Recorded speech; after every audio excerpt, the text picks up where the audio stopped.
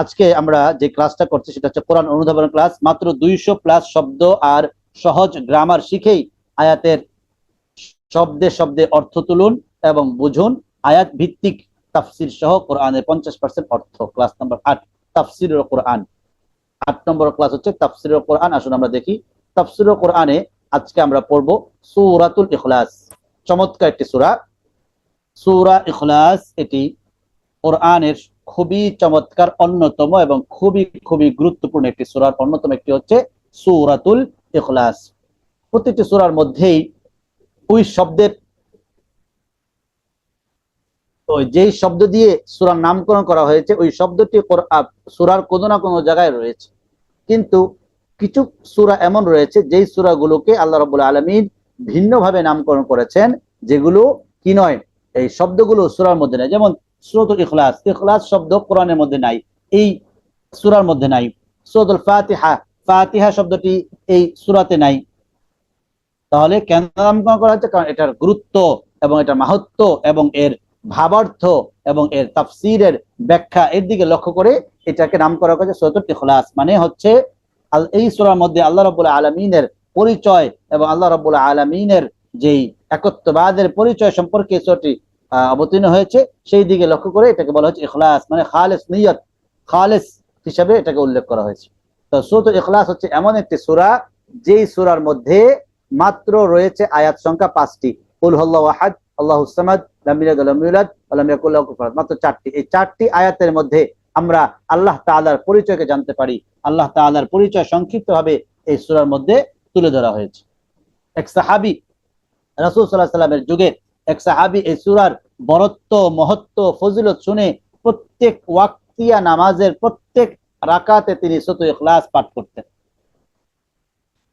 প্রথম রাকাতে সূরাতুল ইখলাস, দ্বিতীয় রাকাতে সূরাতুল ইখলাস। এখন ইমাম সাহেব, মসজিদের ইমাম সাহেব যদি প্রত্যেক ওয়াক্তর নামাজে, প্রত্যেক যেখানে জুড়ে নামাজ পড়তে হয় ওইগুলোর মধ্যে যদি প্রত্যেক রাকাতেই সূরাতুল ইখলাস পড়ে, তাহলে মুসল্লিদেরকে ভালো লাগে? তখন মুসল্লিরা গিয়া কমপ্লেইন করলেন আমাদের রাসূলের কাছে। রাসূল সাল্লাল্লাহু আলাইহি ওয়াসাল্লাম বলেন, তুমি কেন এরকম করো? তখন বলেন যে এই সূরাকে আমি অত্যন্ত মহব্বত করি, অত্যন্ত ভালোবাসি, এই সূরাটি আমার কাছে খুব ভালো লাগে। আল্লাহ তাআলা পরিচয় জানা যায় এবং আল্লাহ তাআলা আজমত, বরত্ব, মহত্ব জানা যায়, এই জন্য আমি এই সূরাটি পাঠ করি। তখন তিনি বলছেন, ঠিক আছে, তুমি এই সূরাটাও পাঠ করো, সাথে সাথে অন্য সূরাও পাঠ করো। তার মানে বোঝা গেল সূরা ইখলাস অত্যন্ত গুরুত্বপূর্ণ। সূরা ইখলাসের অন্যতম আরেকটি গুরুত্বপূর্ণ ফজিলত হচ্ছে যে এই সূরাটি মাত্র 3 বার পাঠ করলে আল্লাহ রাব্বুল আলামিন পুরা কোরআন তিলাওয়াত করার ফজিলত তার আমলনামায় দান করেন। এবং সূরাতুল ইখলাস, সূরাতুল ফালাক, সূরাতুন নাস, এই 3টি সূরা একসাথে পড়ে দম করলে তার মধ্যে যদি কোনো জাদুটোনা করে থাকে আল্লাহ তাআলা তাদেরকে সুস্থতা দান করবেন। তাহলে সূরাতুল ইখলাস কোরআনের অন্যতম একটি সূরা, যেটাকে বলে কোরআনের 1/3, অর্থাৎ 3 বার পাঠ করলে পুরো কোরআন পাঠ করার সওয়াব আল্লাহ তাআলা দান করবেন। চলুন আমরা দেখি মুসলমানদের ধর্মগ্রন্থ আল কোরআনের 112তম সূরা। ইখলাস কত নম্বর সূরা? 112তম সূরা। এর আয়াত সংখ্যা 4টি এবং এর রুকুর সংখ্যা 1টি। সূরাটি মক্কায় অবতীর্ণ হয়েছে। সূরাটি মক্কায় অবতীর্ণ হয়েছে। সূরা ইখলাসের ফজিলত কোরআনের 1/3 সমান। আমি যা বললাম, রাসূল সাল্লাল্লাহু আলাইহি ওয়াসাল্লাম বলেছেন, সে কি আনন্দিত হবে না যে সূরা ইখলাস এক রাতে 3 বার পাঠ করবে, আর এটি কোরআনের 1/3 সমান। তাহলে সূরা ইখলাস রাতের বেলা আল্লাহ রাসূল সাল্লাল্লাহু আলাইহি ওয়াসাল্লাম সূরা ইখলাস, সূরা ফালাক, নাস ইত্যাদি পড়ে নিজের শরীরে নিজে দম করে ফু দিয়ে তারপর ঘুমাতে বলেছেন। তাহলে আল্লাহ তাআলা রাতের বেলা ঘুমের সময় মানুষ মৃত্যুর মতো সেই ঘুমের মধ্যে বিপদ আপদ থেকে আল্লাহ তাআলা কি করবেন? হেফাজত করবেন, রক্ষা করবেন। সূরা ইখলাসের নামকরণ, এই সূরার নাম ইখলাস। আল ইখলাস, ইখলাস শব্দের অর্থ বিশুদ্ধতা, একনিষ্ঠতা, আত্মসমর্পণ। সূরাটিকে এই নামে ডাকা হয় কারণ এতে আল্লাহর তাওহীদ, একত্ব এত স্পষ্ট ভাবে বর্ণিত হয়েছে যে মুমিনের ঈমানকে শিরক ও ভ্রান্ত বিশ্বাস থেকে বিশুদ্ধ করে দেয়। অন্যান্য নাম, হাদিস ও ইসলামী সাহিত্যে সূরা ইখলাসকে আরো কিছু নামে ডাকা হয়েছে। সূরাতুত তাওহীদ, সূরাতুত তাওহীদ একত্ববাদের সূরা। সূরাতুল আসাস, ভিত্তির সূরা। সূরাতুন নাজাত, মুক্তির সূরা। তাহলে এই সূরাটির আরো কয়েকটি নাম রয়েছে।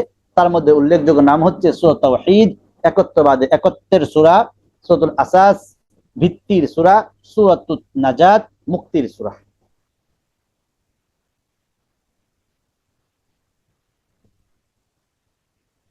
সূরাতুল ইখলাস এর মধ্যে প্রথম আয়াত, কুল হুয়াল্লাহু আহাদ। কুল মানে বলুন, হুয়া মানে তিনি, আল্লাহু আহাদ মানে একক। তাহলে আল্লাহ রাসূল আল্লাহ রাব্বুল আলামিন তার প্রিয় হাবিব মুহাম্মদ সাল্লাল্লাহু আলাইহি সাল্লামকে এই আয়াতটি অবতীর্ণ করে বলছেন, হে নবী আপনি বলুন যে আল্লাহ রাব্বুল আলামিন এক। আল্লাহ কি এক? এক নম্বর গুণ, আল্লাহ তাআলা এক।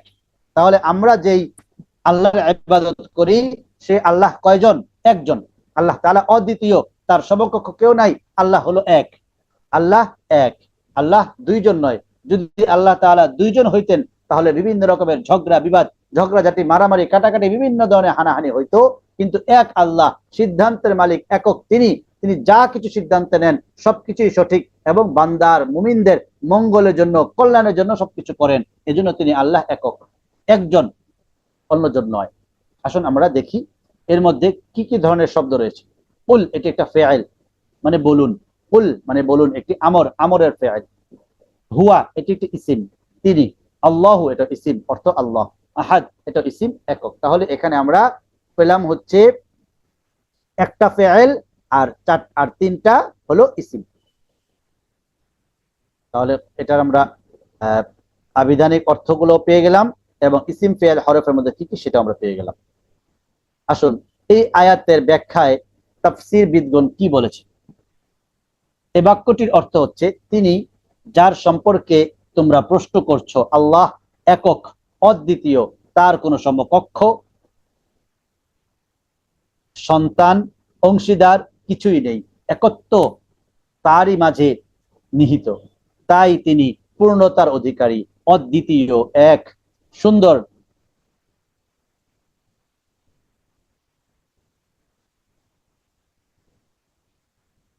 সুন্দর নামসমূহ পূর্ণ। একটু দেখতেছি এখানে কি করা যায়।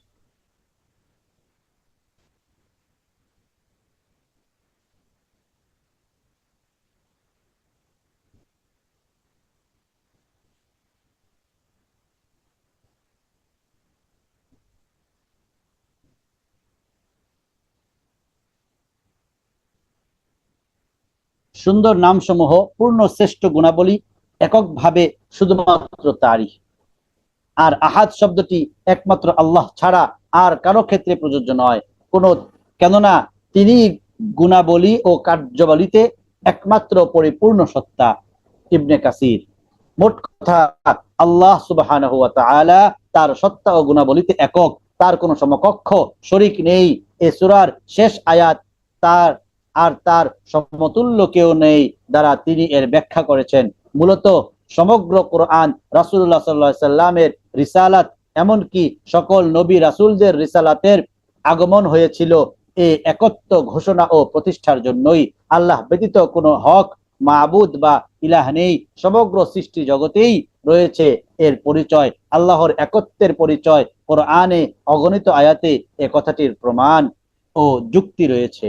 তাহলে সূরাতুল ইখলাসের প্রথম আয়াতের ব্যাখ্যায় আমরা শুধু এতটুকুই বলতে পারি সংক্ষিপ্তভাবে, যে আল্লাহ তাআলা তার সমস্ত গুণাবলী নিয়ে তিনি একক সত্তা, এক। তার কোনো শরীক নেই, তার কোনো সমকক্ষ নেই, তার কোনো সন্তান নাই, তার কোনো সন্তানাদি নাই, কেউ নাই, তিনি একক, এক। এটা আমরা বুঝতে পারি। তার গুণাবলীতে তিনি এক, তার সুন্দর নামসমূহতে, শ্রেষ্ঠ গুণাবলীতে তিনি এককভাবে। আর তিনি যে এক, আহাদ, এই আহাদ এর গুণাবলী অন্যতম একটি বিষয় হচ্ছে। আচ্ছা, আসলে আমরা দ্বিতীয় আয়াতে যাই। আল্লাহুস সামাদ, আল্লাহ অমুখাপেক্ষী, অর্থাৎ আল্লাহ তাআলা এমন। আল্লাহর আরেকটি গুণ কি? যে এক নম্বর গুণ আল্লাহ এক, দুই নম্বর গুণ আল্লাহ অমুখাপেক্ষী, অর্থাৎ আল্লাহ তাআলা কারো কোনো ক্ষেত্রে কারো সামনে মুখাপেক্ষী নন। কোনো ওয়ার্ডার করতে, কোনো হুকুম করতে, কোনো শাসন করতে, কোনো বিচার করতে, কোনো সিদ্ধান্ত নিতে আল্লাহ তাআলা কারো মুখাপেক্ষী নন। আল্লাহ তাআলা নিজে নিজেই স্বয়ং সম্পূর্ণ এবং নিজেই কি করতে পারেন? সিদ্ধান্ত গ্রহণ করতে পারেন।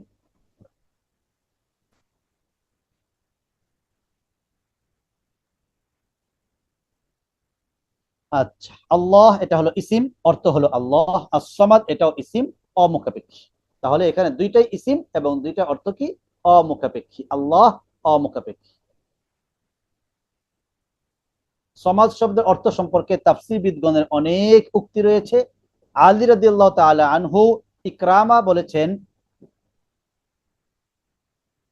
সমাদ হচ্ছেন এমন এক সত্তা যার কাছে সবাই তাদের প্রয়োজন পূরণের জন্য পেশ করে থাকে। আব্দুল্লাহ ইবনে মাসউদ ও আবু ওয়ালেদ শাকিক ইবনে সালামা রাদিয়াল্লাহু তাআলা আনহুমা বলেছেন, তিনি এমন সর্দার নেতা যার নেতৃত্ব পূর্ণতা লাভ করেছে এবং চূড়ান্ত পর্যায়ে পৌঁছে গেছে। ইবনে আব্বাস রাদিয়াল্লাহু তাআলা আনহুমা বলেন, যে সর্দার তার নেতৃত্ব, মর্যাদা, শ্রেষ্ঠত্ব, ধৈর্য, সংযম, জ্ঞান, বুদ্ধিমত্তা ও বিচক্ষণতা তথা শ্রেষ্ঠত্ব ও মর্যাদার সমস্ত গুণাবলীতে পূর্ণতার অধিকারী, তিনি সমাজ। জায়েদ ইবনে আসলাম বলেন এর অর্থ নেতা। হাসান ও কাতাদা বলেন এর অর্থ যিনি তার সৃষ্টি ধ্বংস হয়ে গেলেও অবশিষ্ট থাকবেন।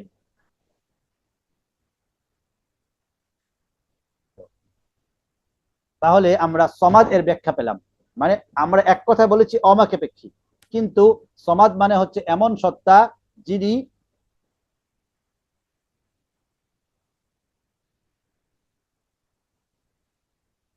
পূরণের জন্য পেশ করে, অর্থাৎ যার কাছে আমরা সবাই যার কাছে আমরা প্রয়োজন পূরণের জন্য আমরা পেশ করি আমাদের কথা, কিন্তু তিনি কারো কাছে তার প্রয়োজন পূরণের জন্য কথা বা কোনো কিছু পেশ করেন না। আমরা সবাই তার মুখাপেক্ষী, তিনি কারো মুখাপেক্ষী নন। আমরা আমাদের প্রয়োজন পূরণ করার জন্য তার কাছে আমরা আশ্রয় চাই, সাহায্য চাই। আর তিনি হচ্ছে একজন নেতা, সর্দার, যার নেতৃত্ব পূর্ণতা লাভ করেছে এবং চূড়ান্ত পর্যায়ে পৌঁছে গেছে। তারপর যে সর্দার তার নেতৃত্ব, মর্যাদা, শ্রেষ্ঠত্ব, ধৈর্য, সংযম, জ্ঞান, বুদ্ধিমত্তা ও বিচক্ষণতা তথা শ্রেষ্ঠত্ব ও মর্যাদার সমস্ত গুণাবলীতে সম্পূর্ণ, তিনি হচ্ছেন সমাজ। এরপর লাম ইয়ালিদ ওয়ালাম ইউলাদ, তিনি জন্ম দেননি এবং জন্ম নেননি। লাম ইয়ালিদ, তিনি জন্ম দেননি। ওয়ালাম ইউলাদ, এবং জন্ম নেননি। অর্থাৎ তার কোনো তিনি কারো কাছ থেকে জন্ম নেননি এবং তার কাছ থেকেও কেউ জন্ম নেয়নি। আমরা বুঝতে পেরেছি বিষয়টা। মানে লাম ইয়ালিদ, তিনি জন্ম দেননি, মানে তার কোনো সন্তান সন্ততি নাই। এবং ওয়ালাম ইউলাদ, তিনি কারো কাছ থেকে তিনি জন্ম নেননি, তার মানে তার কোনো পিতা মাতাও নাই। অর্থাৎ তার কোনো সন্তানাদিও নাই এবং তার কোনো পিতা মাতাও নাই এবং তার কাছ থেকে কেউ জন্ম নেয় নাই, তিনিও কারো কাছ থেকে জন্ম নেননি। এটা হচ্ছে বিষয়। তাহলে লাম এটা হরফ, অর্থ অতীতে নয়। আর ইয়ালিদ ফেল, জন্ম দেন। ফেল মানে জন্ম দেওয়া। ইয়ালিদ, ওয়া এটা একটা হরফ, এবং লাম হরফ, অতীতে নয়। ইউলাদ ফেল, জন্ম নেন। তাহলে ইয়ালিদ মানে জন্ম দেওয়া আর ইউলাদ মানে জন্ম নেওয়া, দেওয়া নেওয়া। তাহলে আমরা এখানে পেলাম হরফ আর ফেল, কোনো ইসিম নাই। লাম এটা হরফ, ওয়া হরফ, লাম হরফ। ইয়ালিদ ফেল, ইউলাদ ফেল, এভাবে করে আমরা পেলাম। তিনি জন্ম দেননি এবং জন্ম নেননি। আসুন এর ব্যাখ্যায় আমরা কি জানি। যারা আল্লাহর বংশ পরিচয় জিজ্ঞেস করেছিল, এটা তাদের জবাব, সন্তান প্রজনন সৃষ্টির বৈশিষ্ট্য, স্রষ্টার নয়। অতএব তিনি কারো সন্তান নন এবং তার কোনো সন্তান নেই। অর্থাৎ তিনি কারো সন্তান নন, তার কোনো সন্তান নাই। তিনি কারো সন্তান নন, তার কোনো সন্তান নাই। আর সন্তান জন্ম দেওয়া এটা হচ্ছে সৃষ্টির বৈশিষ্ট্য, স্রষ্টার নয়। আল্লাহ তাআলা স্রষ্টা, স্রষ্টার বৈশিষ্ট্য এটা নয়, এটা সৃষ্টির বৈশিষ্ট্য জন্ম দেওয়া। তার মানে অনেকে জিজ্ঞেস করেছিল আল্লাহ তাআলার বংশ পরিচয় এবং আল্লাহ তাআলার সন্তানাদি ইত্যাদি সম্পর্কেই অনেকে জিজ্ঞাসা করেছিল, তাদের এটা জবাব। এবং অনেকে অর্থাৎ আল্লাহর সন্তান আছে এটা সাব্যস্ত করে, এটা বিশ্বাস করে। এজন্য তারা ইহুদি বা খ্রিস্টান, তারা এগুলো কি করে বিশ্বাস করে। তাদের প্রশ্নের জবাবে আল্লাহ তাআলা এটা নাজিল করেছেন যে তিনি জন্ম দেননি এবং জন্ম নেননি, তিনি কারো সন্তান নন এবং তার কোনো সন্তান নেই। আবু হুরায়রা রাদিয়াল্লাহু তাআলা আনহু বলেন, রাসূলুল্লাহ সাল্লাল্লাহু আলাইহি সাল্লাম বলেছেন, মহান আল্লাহ বলেন, আদম সন্তান আমার উপর মিথ্যারোপ করে, অথচ এটা তার জন্য উচিত নয়। আর আমাকে গালি দেয়, এটাও তার জন্য উচিত নয়। তার মিথ্যারোপ হচ্ছে, সে বলে, আমাকে যেভাবে প্রথমবার সৃষ্টি করেছেন সেভাবে তিনি কখনো আমাকে পুনরায় সৃষ্টি করবেন না। অথচ দ্বিতীয় সৃষ্টি প্রথম সৃষ্টির চেয়ে কোনোভাবেই কঠিন নয়। আর আমাকে গালি দেওয়ার ব্যাপারটি হলো, সে বলে আল্লাহ সন্তান গ্রহণ করেছেন, অথচ আমি একক সামাদ জন্মগ্রহণ করিনি এবং কাউকে জন্মও দেইনি, আর কেউই আমার সমকক্ষ নেই। এইটা হচ্ছে পুরোটা ব্যাখ্যা। তার মানে বোঝা গেল আল্লাহ তাআলার উপর মানুষ কি করে মিথ্যারোপ করে, যে তিনি জন্মগ্রহণ করেছেন, তিনি জন্ম দিয়েছেন, এগুলো বলে মিথ্যারোপ করে তারা, নাউজুবিল্লাহ, এরকম মিথ্যারোপ থেকে আল্লাহ তাআলা আমাদেরকে হেফাজত করুক। অর্থাৎ যে কেউ কেউ বলে যে পুনরুত্থান, আখিরাত দিবস আবার কি, আখিরাতেরও বিশ্বাস করে না, পুনরায় যে আল্লাহ তাআলা আমাদেরকে জন্ম দিবেন, আখিরাত হবে, সেখানে বিচার হবে, এটা বিশ্বাস করে না। মরে গেলে শেষ, এটা মানুষ মনে করে, অনেকেই মনে করে। আসলে বিষয়টা এমন নয় যে আল্লাহ তাআলা প্রথম সৃষ্টি যত কঠিন, দ্বিতীয়বার সৃষ্টি কিন্তু তত কঠিন নয়, এর চেয়ে আরো সহজ। কোনো কিছু প্রথম সৃষ্টি করা এটা কিন্তু একটু কঠিন, এরপর কিন্তু প্রথম সৃষ্টি মানে নমুনা তৈরি হয়ে গেল, এরপরে এটাকে আবার সৃষ্টি করা যাবে, আবার বানানো যাবে। এই জন্য আল্লাহ তাআলার কাছে পুনরুত্থান, পুনরায় সৃষ্টি করা, পুনরায় জীবিত করা, এটা সহজ, এটা কঠিন নয়। তাহলে আল্লাহ তাআলা কোনো সন্তান নাই এবং তিনি কারো সন্তান নন। ওয়ালাম ইয়াকুল্লাহু কুফুয়ান আহাদ, আর কেউই তার সমকক্ষ নয়। ওয়ালাম এবং নয়, ইয়াকুল্লাহু তার জন্য নয়, কুফুয়ান আহাদ সমকক্ষ কেউ নয়, অর্থাৎ তার সমকক্ষ কেউ নয়। তাহলে এখানে আমরা কি কি পেলাম? ওয়া একটা হরফ এবং লাম এটা একটা হরফ, অতীতে নয়। ইয়াকুন ফেআইল, ছিল না। ইয়াকুন মানে কি? ফেআইল, ফেআইল মানে ছিল। ইয়াকুন লাম ইয়াকুন, ছিল না, এরকম অর্থ। লাহু এটা হলো ইসিম প্লাস জার, লাহু, হু এটা হলো ইসিম, লাহু হু ইসিম। তারপরে এই যে আবার জার, জার মানে হচ্ছে যেটা ই দেয়, অর্থাৎ এই যে হরফে জর, লাহু তার জন্য, লাহু তার জন্য। কুফুয়ান ইসিম সমকক্ষ, কুফুয়ান মানে ইসিম সমকক্ষ, আহাদ এটা ইসিম মানে একক। তাহলে আর কেউই তার সমকক্ষ নেই। এখানে আমরা ফেইল পেলাম, ইসিম পেলাম, হরফ পেলাম। ওয়া এবং লাম অতীতে নয়, লাম এটা হরফ, ইয়াকুন ফেইল, ছিল না, লাহু ইসিম বা জার, ইসিম প্লাস জার তার জন্য, কুফুয়ান ইসিম সমকক্ষ, আহাদুন ইসিম অর্থ একক। আসুন আমরা এর ব্যাখ্যায় যাই। কেউ তার সমকক্ষ নয়, না তার সত্তায়, দেখেন সত্তার গত দিক থেকে কেউ সমকক্ষ নাই, তার গুণাবলিতেও কেউ সমকক্ষ নাই, সমতুল্য নাই, তার কার্যাবলিতেও তার সমতুল্য নাই, তার মতো কেউ নাই, তার মতো কোনো কিছুই নাই। তিনি এক অদ্বিতীয়, একক অদ্বিতীয়, তিনি জন্ম দেননি, জন্ম নেননি, তার সমকক্ষ সমতুল্য কেউ নাই। হাদিসে কুদসিতে মহান আল্লাহ তাআলা বলেন, মানুষ আমাকে গালি দেয়, নাউজুবিল্লাহ, অর্থাৎ আমার সন্তান আছে বলে, অথচ আমি একক ও অমুখাপেক্ষী, আমি কাউকে না জন্ম দিয়েছি, না কারো হতে জন্ম নিয়েছি, আর না কেউ আমার সমতুল্য আছে। সহিহ বুখারী সূরা ইখলাসের তাফসীর অধ্যায়।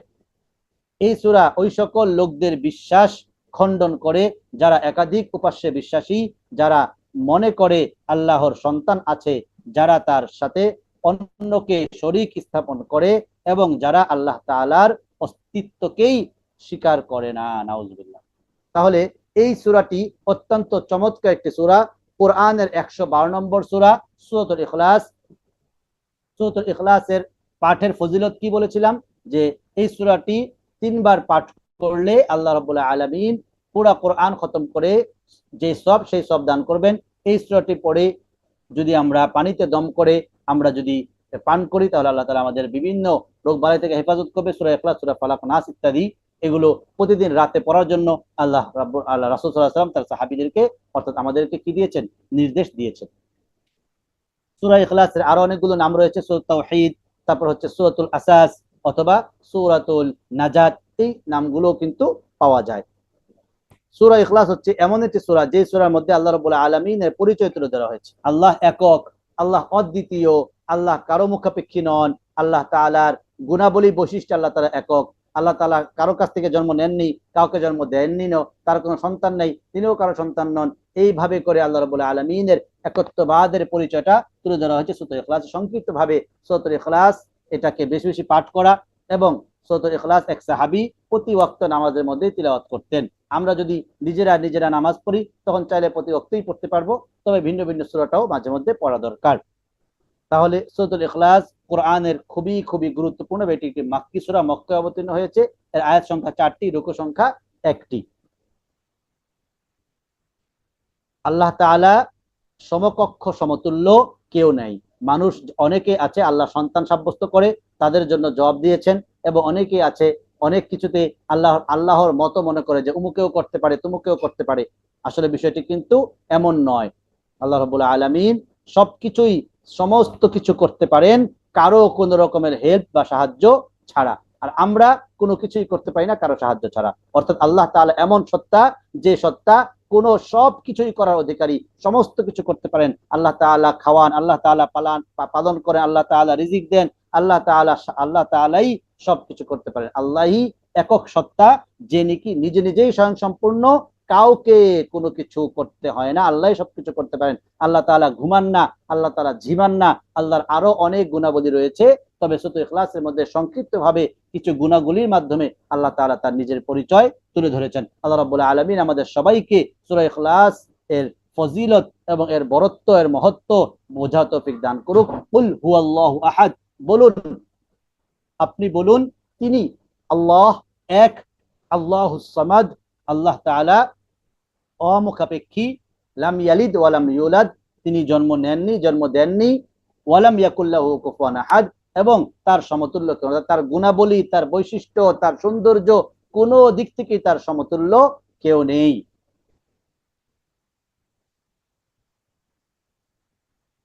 আচ্ছা, তাহলে আজকের আলোচনাগুলো আশা করি আমরা বুঝতে পেরেছি। আজকে সংক্ষিপ্ত আলোচনায় আমরা অনেক কিছুই জানতে পারলাম, অনেক কিছুই শিখতে পারলাম। আমরা কিছু শব্দ শিখলাম, কিছু জিনিস জানলাম, কিছু জিনিস বুঝলাম। আমরা সংক্ষিপ্তভাবে আমরা অনেক কিছু আলহামদুলিল্লাহ আজকে জানলাম। আমরা কিছু দমির জানলাম, হুয়া হুমা, হুয়া হুম, আংতা আংতুম, আনা নাহনু, আমরা জানলাম। তারপরে জানলাম মান দিয়ে প্রশ্ন করা, মান হুয়া, মান আংতা, মান হুম, মান আংতুম। তারপর আমরা কিছু এক বচন বহু বচন শব্দ শিখেছি, মুসলিমুন মুসলিমুনা, মুমিনুন মুমিনুনা, সালিহুন সালিহুনা, এগুলো আমরা কিন্তু জেনেছি, শিখেছি। এবং ওয়া এবং ফা শিখেছি। ওয়া মানে এবং, ফা মানে সুতরাং, অতএব, বা এখানেই, ইত্যাদি এই শব্দগুলো আমরা জেনেছি, শিখেছি। এগুলো ইনশাল্লাহ আমরা বেশি বেশি প্র্যাকটিস করব, আরো ইনশাল্লাহ জানবো। সূরা ইখলাস 1 থেকে 4 প্রতিটি শব্দে। আচ্ছা, হোমওয়ার্ক, তাহলে আজকের আলোচনার হোমওয়ার্ক কি? আমাদের হোমওয়ার্ক থাকবে সূরা ইখলাস 1 থেকে 4 প্রতিটি শব্দের বাংলা অর্থ। ওই যে শব্দে শব্দে যে অর্থগুলো আমরা জানলাম, ওয়া মানে এবং, হুয়া সে, এরকম আর কি, লিখে হোয়াটসঅ্যাপ গ্রুপে জমা দিবেন। সবার জন্য এটা হোমওয়ার্ক। সূরা ইখলাস 1 থেকে 4 প্রতিটি শব্দের বাংলা অর্থ, প্রতিটি শব্দের বাংলা অর্থ লিখে হোয়াটসঅ্যাপ গ্রুপে জমা দিবেন ইনশাআল্লাহ। জাযাকুমুল্লাহ খায়রান। আজকের আলোচনায় কারো কোনো কোশ্চেন থাকলে আমি 1-2 মিনিটে কোশ্চেন অ্যান্সারে যাব, এরপর ইনশাআল্লাহ আমি আমার ক্লাসটা শেষ করব।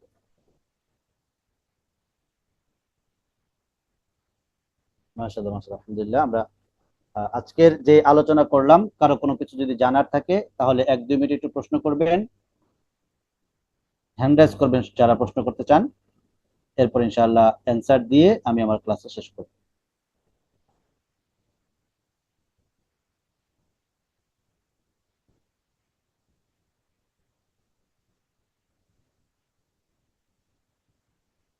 সালাম আলাইকুম। ওয়ালাইকুম আসসালাম রহমতুল্লাহ। এই কোরআন শরীফে মোট কতটি শব্দ আছে, যা মানে কত হাজার বা এরকম, মানে জানলে পুরো অর্থটা বোঝা যাবে, মূল শব্দ? আচ্ছা আচ্ছা আচ্ছা আচ্ছা। ওইরকম কোনো কিছু না, মানে মেইনলি বিষয় হচ্ছে যে কোরআনের মোট আয়াত সংখ্যা হচ্ছে 6666টি আয়াত। এখন আমাদের কাজ হচ্ছে যে আমরা যদি অনুবাদ জানতে চাই, তাহলে শুধু সংক্ষিপ্ত হবে সূরার আয়াত, আয়াতের অনুবাদ এভাবে আছে। আর আরেকটা হচ্ছে যে আমরা যেভাবে নাকি কোরআন অনুবাদের ক্লাসটি করিয়ে থাকি, সেটি হচ্ছে যে বিশেষ বিশেষ কিছু শব্দ, যে শব্দগুলো কোরআনে বারবার বারবার ব্যবহার হয়েছে, এমন কিছু শব্দ, এমন কিছু বিষয়, এগুলো আমরা একটা জানলেই অনেকগুলো জানতে পারবো, এরকম আছে। তো এরকম নির্দিষ্ট করে বলা যাচ্ছে না, তবে এগুলো খুবই সংক্ষিপ্ত, খুবই খুবই কম। আমরা মাত্র 10-15টা বা সর্বোচ্চ 20টা ক্লাসের মধ্যে আমরা কোরআনের ম্যাক্সিমাম শব্দের অর্থ আমরা জানতে পারবো। আর যদি আমরা ও প্রত্যেক আয়াত আয়াত অর্থ জানতে চাই, তাহলে আমরা কোনো একটা ইয়েতে তাফসিরে বা কোনো একটা তাফসির গ্রন্থ, অথবা যেটাকে আমরা বলতে কোরআনের অনুবাদ গ্রন্থ, সেটা আমরা একটা জেনে তারপর আয়াত টু আয়াত আমরা অর্থ জানতে পারি। জি, আমাদের আমি দুটো ইউনুস বই ভাই, জি জি। আমি দুইটি বই কিনছি কিন্তু দেখতে পারিনি সময়ের জন্য। মানে এরকম এক আচ্ছা। হাজার বা 1500 এরকম হলে কি, মানে এরকম 1000 বা 1500 শব্দ জানলে কি অনুধাবন করা যাবে? হ্যাঁ হ্যাঁ হ্যাঁ হ্যাঁ হ্যাঁ হ্যাঁ, এমনই 1015 শব্দ জানলেই আপনি ম্যাক্সিমাম অর্থ জানতে পারবেন। ইউনুস বিন ইয়াকুব ভাই, জি।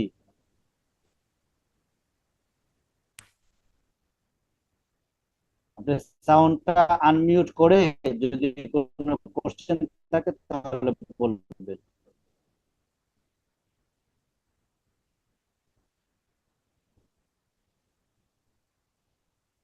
তারপরে এমডি ফারুক আলম ভাই। আসসালামু আলাইকুম। ওয়ালাইকুম হুজুর, সালাম আমার ভাই, জি জানার বলেন। হলো যে আজকে কি আমাদের ওই 7 নম্বর এবং 8 নম্বর ক্লাস দুইটা শেষ হলো জি জি এই জি কোরআন অনুধাবনের? জি। মানে আজকের ক্লাসটা একটু আমার কাছে মনে হয়েছে আর কি, ফার্স্ট মনে হয়েছে। অন্য দিনে এই সময়ের মধ্যে আমাদের একটা ক্লাস হতো আর কি। তো অনেক কিছু জানছি আমরা এই সময়ের মধ্যে ইনশাআল্লাহ। আজকে আসলে আলহামদুলিল্লাহ। সংক্ষিপ্ত সংক্ষিপ্ত ভাবে দুইটা ক্লাসই করা হয়েছে, দুইটা ক্লাস। হ্যাঁ, সংক্ষিপ্ত দুইটা ক্লাস করা হয়েছে, একটু ফার্স্ট কেসে আসেনি আপনি। আমরা আজকে কোশ্চেন করার সময় একটু কম পেয়েছি, যাই হোক তবু আলহামদুলিল্লাহ। তাহলে ভবিষ্যতে আর কয়েকটা ক্লাসের মধ্যে আমরা হয়তো আর একটু উন্নতি করতে পারবো ইনশাল্লাহ। জি জি জি জি। তারপরে এমডি কুতুবুদ্দিন ভাই, আপনি কিছু জানতে চাচ্ছিলেন? আসসালামু আলাইকুম। ওয়ালাইকুম সালাম। আমি জানতে চাচ্ছিলাম, ওই যে আমরা পড়ছিলাম মুসলিমুন, মুসলিমুনা জি বহু বচনে, আরেকটা পড়ছিলাম মুসলিমিনা। জি। তো লাস্টেরটার অর্থ কি এটা জানতে চাচ্ছিলাম, যেটা মুসলিমিনা ছিল। অর্থটা একই, জাস্ট আমাদের পার্থক্যটা হচ্ছে কি, মানে আরবি ভাষায় এই দুই ভাবে ব্যবহার হয়। দুইবার মানে হচ্ছে যে জমা মানে বহু বচনের যে শব্দটা, এটা এই দুই রকম ভাবে ব্যবহার হয়, কিন্তু অর্থ একই।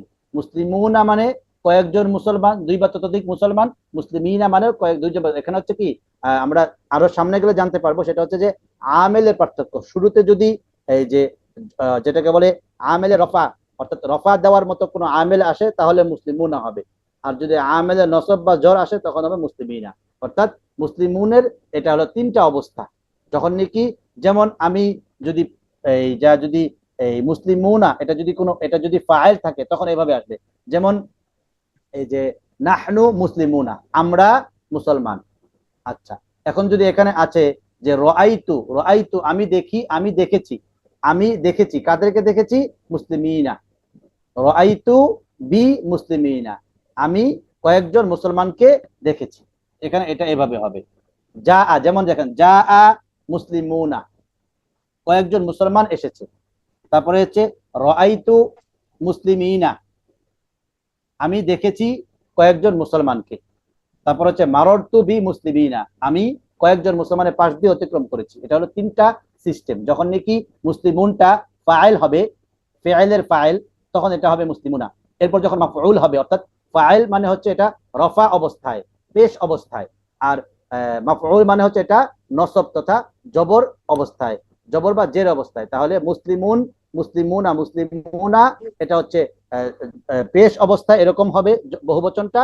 আর যে জবর বা জের অবস্থায় মুসলিমিনা হবে। সামনে আমরা জানতে পারবো যেটা আমেল, আমেলের পার্থক্য। আমেল যদি রফা দানকারী আমেল হয় তাহলে মুসলিমুনা হবে, আর বাকি অবস্থায় মুসলিমিনা হবে। অর্থ কিন্তু একই, অর্থের মধ্যে পার্থক্য নেই। আশা করি ভাইজান বুঝতে পেরেছেন। সামনে আমরা যখন আরো বিষয়গুলো জানবো, পড়বো, তখন আমরা বুঝতে পারবো। জি, জাযাকুমুল্লাহ খায়রান। আজকে সম্মানিত উপস্থিতি যারা আছেন সবাইকে অনেক অনেক ধন্যবাদ। আমরা আজকে সংক্ষিপ্তভাবে কিছু বিষয় জানলাম, এগুলো আমরা ইনশাল্লাহ বেশি প্র্যাকটিস করব। সামনে ইনশাল্লাহ আমরা আরো বিষয় জানতে পারবো। আল্লাহ রাব্বুল আলামিনের মেহেরবানিতে আল্লাহ পাক আমাদের সবাইকে ভালো রাখুক, সুস্থ রাখুক। সামনের ক্লাসগুলো আমাদের সবাইকে আন্তরিকতার সাথে এবং খুব খেয়াল করে মনোযোগ সহকারে করার তৌফিক দান করুক, সে কারণে আজকে আমরা ক্লাস শেষ করছি। اللهم آمين. ربنا ظلمنا أنفسنا وإن لم تغفر لنا وترحمنا لنكونن من الخاسرين. رب زدني علما، رب اشرح لي صدري ويسر لي أمري واحلل عقدة من لساني يفقهوا قولي. ربنا آتنا في الدنيا حسنة وفي الآخرة حسنة وقنا عذاب النار. سبحان ربك رب العزة عما يصفون وسلام على المرسلين والحمد لله رب العالمين والسلام عليكم ورحمة الله وبركاته. আমাদের কিছু কইবা না? অনেক